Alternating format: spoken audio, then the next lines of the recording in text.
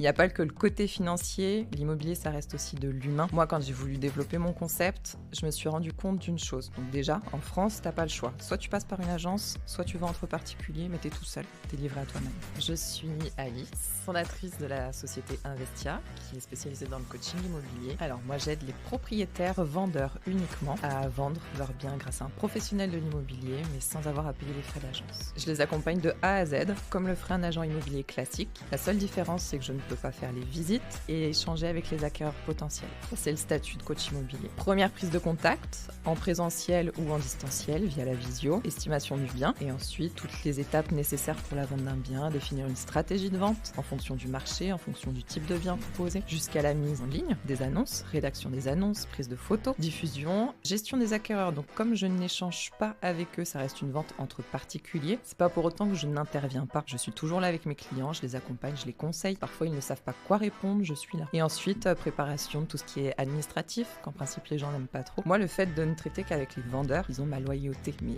totale. Je n'irai jamais à l'encontre de leur intérêt pour vendre, parce que je n'ai pas d'intérêt à ce qu'ils vendent plus vite, plus cher, moins cher. Moi, je suis prestataire de service, mais après, je les accompagne vraiment jusqu'au bout dans leur intérêt uniquement.